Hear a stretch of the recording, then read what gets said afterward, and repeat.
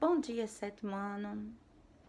A nossa aula de história hoje será sobre a Alta Idade Média, tá? Por exemplo, a Idade Média, ela teve início no fim do Império Romano, em 476 e durou até a queda de Constantinopla. Entre os séculos 10 e 11, o feudalismo atingiu então o seu ápice, quer dizer, ela chegou no total. E foi justamente a partir desse momento que se iniciou o processo de fragmentação do feudalismo, quer dizer, ele começou a se quebrar na Europa. E foi chamado da Baixa Idade Média. Como se formou o feudalismo? O feudalismo na Europa está associado ao colonato e ao comitatus germânico. O que aconteceu?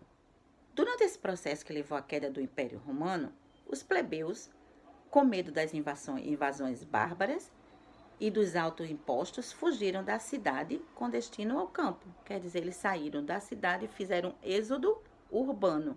Saiu da cidade para o campo, com medo.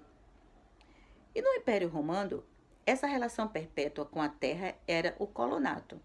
Existia também um grupo de camponeses que gozava de certa autonomia em relação ao senhor de terras e vivia sob o olhar dos latifundiários. Em relação, eles acabaram criando vilas, certo? Os germânicos, eles fundamentavam-se no direito consuetudinário. O que significa isso? A sua lei era baseada nas tradições orais, fundamentava-se nos usos e nos costumes. Por exemplo, a base do laço da sucerania e vassalagem na Europa originou-se do comitatus. Era um sistema de compensação econômica empregado entre o chefe militar e seus guerreiros, criando laços de dependência ou fidelidade entre eles. Por exemplo, o chefe guerreiro germano oferecia o beneficium, que consistia em dividir as terras conquistadas com seus soldados. Ele era uma pessoa boa, dividia suas terras que tinha. O feudo. O que era o feudo? Era uma propriedade rural que se adquiria através dos laços de sucerania e vassalagem, baseados todo no costume germânico de comitatus. Os laços de sucerania e vassalagem se configuravam da seguinte forma. Os suceranos, por exemplo, eles eram nobres proprietários de terras que cediam justamente parte de suas terras a outros nobres.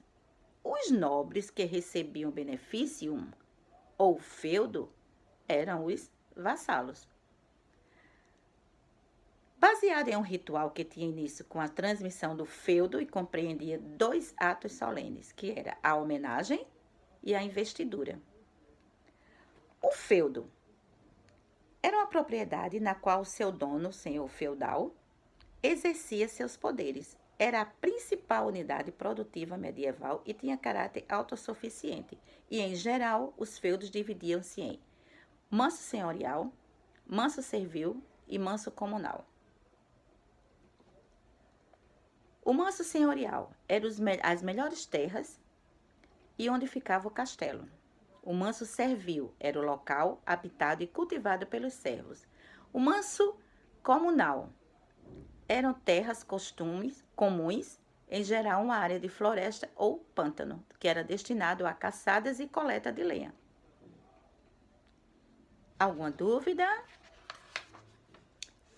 Acho que não, né?